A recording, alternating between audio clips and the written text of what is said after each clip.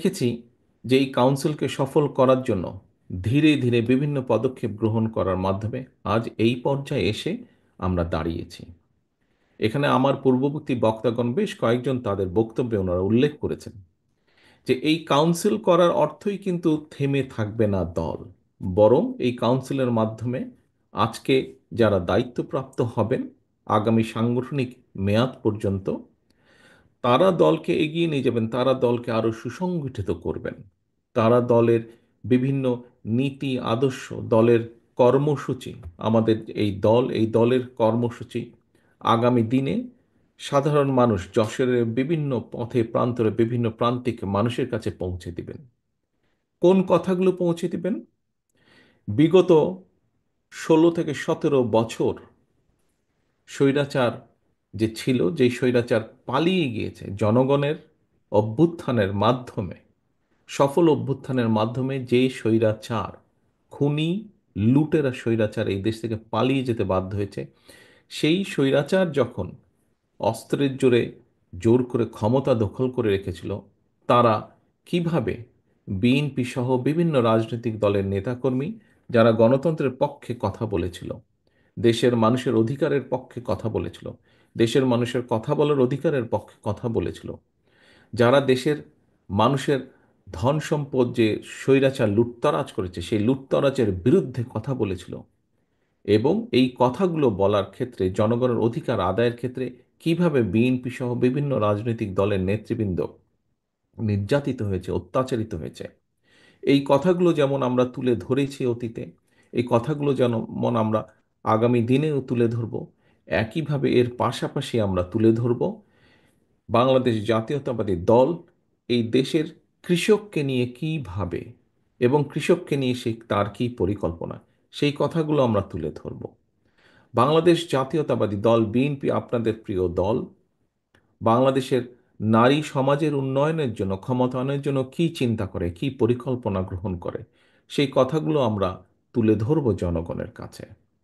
আপনাদের প্রিয় দল, আমাদের প্রিয় দল বাংলাদেশ জাতীয়তাবাদী দল এই দেশের শিক্ষার জন্য আগামী দিনের যারা ভবিষ্যৎ, তাদেরকে নিয়ে আমরা কি চিন্তা করি, কিভাবে তাদের শিক্ষার কার্যক্রম আরো সুন্দরভাবে তাদের একটি একটি একটি দৃঢ় ভবিষ্যৎ শিক্ষার মাধ্যমে তা ভবিষ্যৎ প্রজন্মের দৃঢ় ভবিষ্যৎ গড়ে তুলতে সক্ষম হব, সেই পরিকল্পনা আমরা তুলে ধরব তাদের কাছে।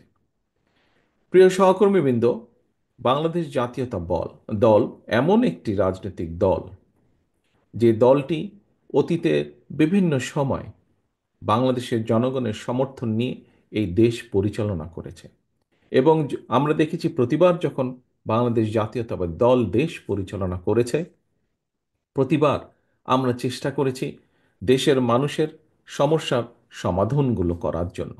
হতে পারে বিভিন্ন সীমাবদ্ধতার কারণে যতটুকু প্রত্যাশা আমাদের ছিল, যতটুকু আমরা করতে চেয়েছিলাম, সব কাজ আমরা হয়তো সক্ষম হইনি সব কাজগুলো সম্পূর্ণ করতে।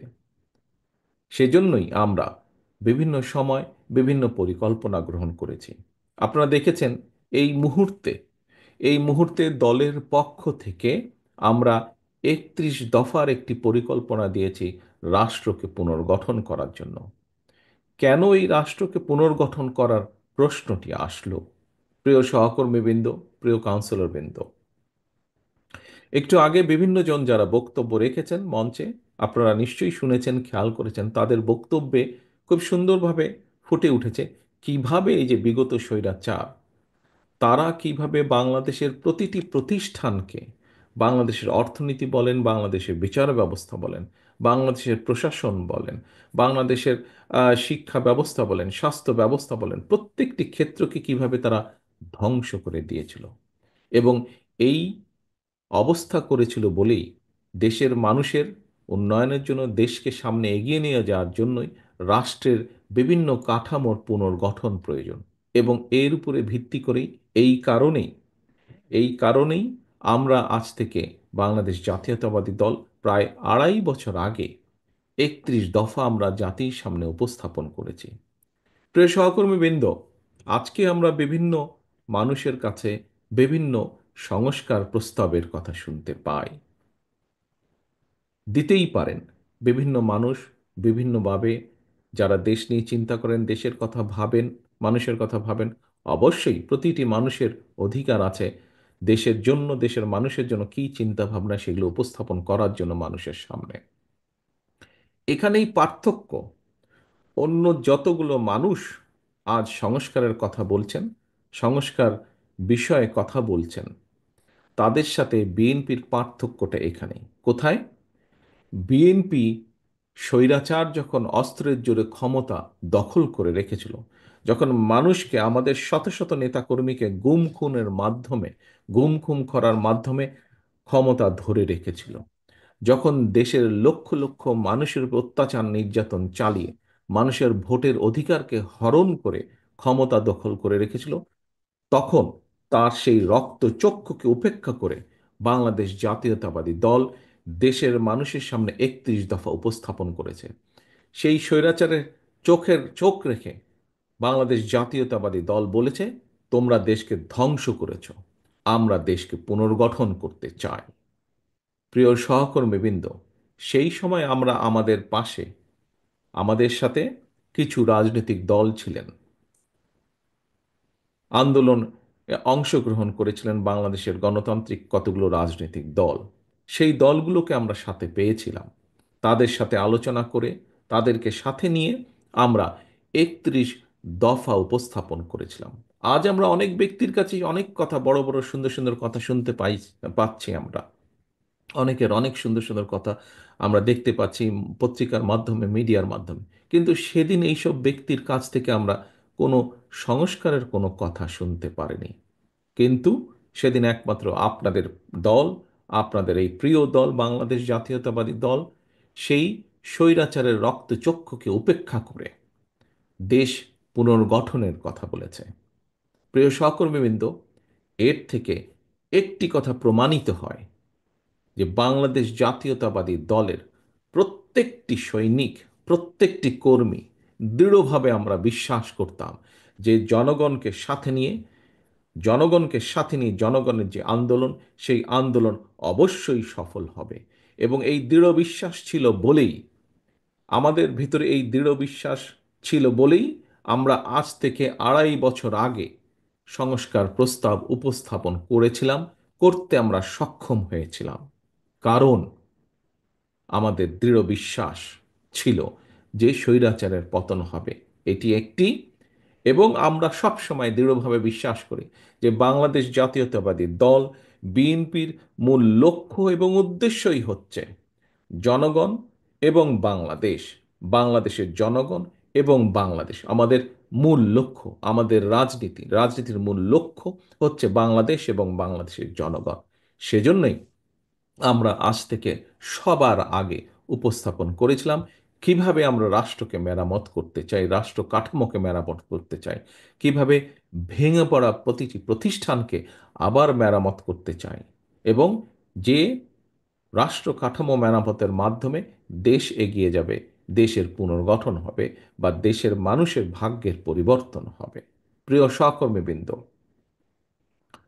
আজ সংস্কার প্রস্তাবের নামে আমরা দেখছি বিভিন্ন ব্যক্তি বিভিন্ন রকম কথা বলছেন।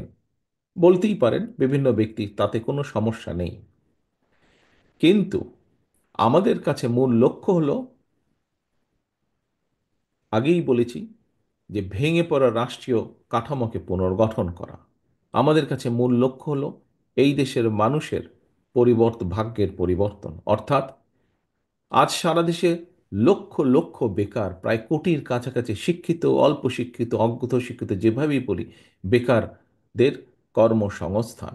আমাদের কাছে আজকে মূল লক্ষ্য হলো খাল কাটার মাধ্যমে শহীদ রাষ্ট্রপতি জিয়াউর রহমানের খাল কাটা কর্মসূচি আবার শুরু করা, এবং তার মাধ্যমে কৃষকের সেচের পানির ব্যবস্থা করা, তার মাধ্যমে শুকিয়ে যাওয়া খাল বিল যেগুলো আছে সেগুলোর মধ্যে আবার পানির প্রবাহ তৈরি করা। আমাদের লক্ষ্য হচ্ছে এই দেশের শিক্ষা ব্যবস্থাকে, দেশের যে আগামী ভবিষ্যৎ, আগামী প্রজন্ম, তাদের শিক্ষাকে কিভাবে, তাদের কাছে শিক্ষার সুযোগ পৌঁছে দেওয়া যায়, কিভাবে শিক্ষা ব্যবস্থাকে দৃঢ়ভাবে গড়ে তোলা যায়। প্রিয় সহকর্মীবৃন্দ, আমাদের লক্ষ্য হচ্ছে কিভাবে দেশে উৎপাদন বাড়ানো সক্ষম হয়। আমাদের লক্ষ্য হচ্ছে কিভাবে দেশে নারীদের কর্মসংস্থান, একই সাথে নারীদের ক্ষমতায়ন করা সম্ভব হয়, ক্ষমতায়ন বৃদ্ধি করা সম্ভব হয়, সেটি হচ্ছে আমাদের লক্ষ্য। প্রিয় সহকর্মীবৃন্দ, আমাদের লক্ষ্য হচ্ছে এই দেশের মানুষের স্বাস্থ্যের ব্যবস্থা কিভাবে উন্নত করা যায়, যাতে এই দেশের মানুষকে স্বাস্থ্যের স্বাস্থ্যর যেই সার্ভিস, সেই সার্ভিসটি পাবার জন্য যাতে তাদেরকে বিদেশে যেতে না হয়, এই দেশে বসেই এই দেশের মানুষ যাতে অধিকাংশ মানুষ স্বাস্থ্য সেবা পেতে পারে, সেইটি হাসিল করা হচ্ছে আমাদের লক্ষ্য। প্রিয় সহকর্মীবৃন্দ, আজকে আমরা বিভিন্ন জনের কাছে বিভিন্ন কথা শুনতে পাই যে আমাদেরকে এই অমুকের অমুকের ক্ষমতার পরিবর্তন করতে হবে। হ্যাঁ, ক্ষমতার ভারসাম্য করতে হবে, হ্যাঁ সেটি হয়তো প্রয়োজন। আমরা শুনতে পাই যে বিভিন্ন আমাদেরকে বিভিন্ন রাজনীতির গুণগত পরিবর্তন করতে হবে।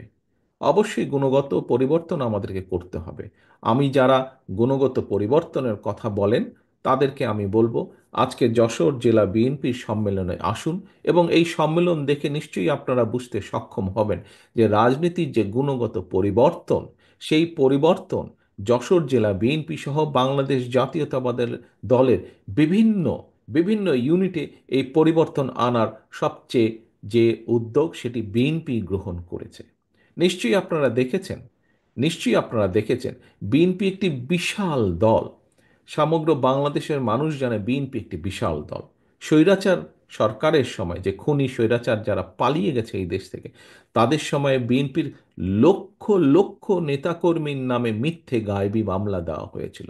আমি নিশ্চিত আজকে আমার সামনে যে সকল ১৬১৬ জন কাউন্সিলর বসে আছেন আপনারা, এই ১৬১৬ কাউন্সিলরের মধ্যে বোধহয় এমন কেউ বাদ নেই যার নামে না হলেও একটি মিথ্যে মামলাও নেই। নিশ্চয়ই এখানে উপস্থিত প্রায় প্রতিটি মানুষের নামে মিথ্যে মামলা, এই যে প্রায় সকলেই আপনারা হাত তুলেছেন, মিথ্যে মামলার সাক্ষী আপনারা বহন করে বেড়াচ্ছেন। প্রিয় সহকর্মী বৃন্দ, আমাদের ৬০ লক্ষ নেতাকর্মীর নামেই মিথ্যে মামলা হয়েছে। পৃথিবীতে বহু দেশ আছে যাদের জনসংখ্যাই ৬০ লক্ষের কম। এত বিশাল একটি দলে এর বাইরেও আমাদের আরো লক্ষ লক্ষ নেতাকর্মী রয়ে গিয়েছে। হতে পারে একটি পরিবারের যেরকম সকল সদস্য একরকম হয় না, হতে পারে আমাদের এই লক্ষ লক্ষ নেতাকর্মীর ভেতরেও কোনো কোনো নেতাকর্মী হয়তো বিভ্রান্ত হয়ে এমন কোনো কিছু কাজ করেছেন যেই কাজের নৈতিক কোনো সমর্থন আমাদের পক্ষে দেওয়া সম্ভব নয়। এবং যেহেতু আমাদের পক্ষে দেওয়া সম্ভব নয়, সেজন্যই আমরা আমাদের নৈতিক অবস্থান থেকে, দলীয় দলীয় অবস্থান থেকে আমরা সেই সকল নেতাকর্মীর বিরুদ্ধে ব্যবস্থা গ্রহণ করেছি। একটি রাজনৈতিক দলের পক্ষ থেকে যে ব্যবস্থা গ্রহণ করা সম্ভব, সর্বোচ্চ যে ব্যবস্থা গ্রহণ করা সম্ভব একজন কর্মী বা একজন নেতার বিরুদ্ধে, আমরা সেই ব্যবস্থা গ্রহণ করেছি। কারণ আমাদের রাজনীতির অন্যতম একটি মূল স্লোগান বা মূল লক্ষ্য হচ্ছে জনগণের সম্মতিতে থাকা, অর্থাৎ জনগণের সমর্থন থাকে এমন অবস্থানে থাকা, জনগণের সমর্থন থাকে না এমন কোনো কাজ না করা, এমন কোনো অবস্থানে না থাকা। প্রিয় সহকর্মীবৃন্দ, আমরা আমাদের বহু নেতাকর্মী, বেশ অনেক নেতাকর্মীর বিরুদ্ধে ব্যবস্থা গ্রহণ করেছি যারা দলের এই অবস্থান থেকে সরে গিয়ে কোনো অনৈতিক কাজ করেছেন। কিছু কিছু সংখ্যক লোক, কিছু সংখ্যক লোক, কিছু সংখ্যক ব্যক্তি এটিকে দলের দুর্বলতা হিসাবে উপস্থাপনের চেষ্টা করছে। আমরা পত্রপত্রিকার মাধ্যমে দেখছি, বিভিন্ন বক্তব্যের মাধ্যমে দেখছি। আজকে আমার নেতৃবৃন্দ, এখানে যারা সহকর্মীবৃন্দ, আপনারা যারা উপস্থিত আছেন, আপনাদেরকে এবং আপনাদের মাধ্যমে সমগ্র বাংলাদেশে ছড়িয়ে ছিটিয়ে থাকা আমাদের লক্ষ কোটি নেতাকর্মীর উদ্দেশ্যে আমি একটি কথা বলবো। যারা এই কথাটি বলে যারা এই কথাটি বলে অন্য কিছু হাসিলের চেষ্টা করে, দয়া করে সকলকে বলে দিবেন যে বিএনপি বিএনপি তার অবস্থান পরিষ্কার করেছে। বিএনপি একমাত্র দল যারা কোনো ডিনাইলে থাকে না, অর্থাৎ আমাদের ভিতরে যদি কেউ অন্যায় করে তার বিরুদ্ধে আমরা ব্যবস্থা গ্রহণ করি। এই উদাহরণ একমাত্র বিএনপি দেখেছে। এটি বাংলাদেশ জাতীয়তাবাদী দল এবং অন্য দলের সাথে এটি হচ্ছে অন্যতম সবচেয়ে বড় পার্থক্য। অর্থাৎ আমরা কোনো অন্যায়কারীকে প্রশ্রয় দিতে চাই না। আমাদের সামনে যদি কোনোভাবে কেউ উপস্থাপন করতে সক্ষম হয়, অথবা প্রমাণিত হয় যে আমাদের কোনো সহকর্মী কোনো অন্যায় করেছে, যা সমাজের মানুষের কাছে এবং সামাজিকভাবে হোক, রাজনৈতিকভাবে হোক, যে কোনো দৃষ্টিকোণ থেকেই হোক না কেন, যা গ্রহণযোগ্য নয়, তাকে আমরা সমর্থন দেই না, তার বিরুদ্ধে আমরা ব্যবস্থা গ্রহণ করি। এটি অন্য রাজনৈতিক দলের সাথে বাংলাদেশ জাতীয়তাবাদী দলের পার্থক্য। কাজেই কাজেই বিএনপির অমুক লোক এটা করেছে, তমুক লোক এটা করেছে, দয়া করে এসব কথা বলে বিভ্রান্ত করার চেষ্টা করবেন না। আমরা সকল সময় অন্যায়ের বিরুদ্ধে আমাদের কাজে, আমাদের কথায় সবসময় আমরা চেষ্টা করেছি এটা প্রমাণ করতে। প্রিয় সহকর্মীবৃন্দ, বক্তব্য বেশি লম্বা করব না। বক্তব্যের থেকে এখন সময় হচ্ছে কাজের। কোন সেই কাজ? সেই কাজ হচ্ছে দলীয় কর্মী হিসাবে কাজ হচ্ছে দলকে পুনর্গঠন করা, দলের দেশকে নিয়ে, দেশের মানুষকে নিয়ে দলের যে লক্ষ্য, দলের যে উদ্দেশ্য, তা জনগণের কাছে পৌঁছে দেওয়া। যে 31 দফা আমরা আপনাদের সামনে উপস্থাপন করেছি, দেশের কাছে, মানুষের কাছে উপস্থাপন করেছি, সে 31 দফা গ্রামে গ্রামে প্রতিটি ঘরে পৌঁছে দেওয়া। এবং একই সাথে দলের একজন কর্মী হিসাবে এই কাজটি যেমন করবেন, একই সাথে দল হিসাবে, সামগ্রিকভাবে দল হিসাবে, একটি রাজনৈতিক দল হিসাবে, যেহেতু আমাদের সকল ক্ষমতার উৎস হচ্ছে, রাজনৈতিক ক্ষমতার উৎস হচ্ছে বাংলাদেশের জনগণ, সেই জন্য দল হিসাবে আমাদের সবচাইতে প্রথম কাজ হচ্ছে দেশকে পুনর্গঠন করা। ইনশাল্লাহ আমরা প্রত্যাশা করছি আমরা প্রত্যাশা করছি যে অন্তর্বর্তীকালীন যে সরকার, এই সরকার, যার প্রধান কাজ হচ্ছে দেশের মানুষের প্রত্যাশা অনুযায়ী একটি নিরপেক্ষ স্বচ্ছ নির্বাচন উপস্থাপন করা বা উপহার দেওয়া দেশকে, আমরা প্রত্যাশা করি সেই কাজটি মনোযোগ সহকারে যত দ্রুত সম্ভব এই অন্তর্বর্তীকালীন সরকার সেটি করবেন।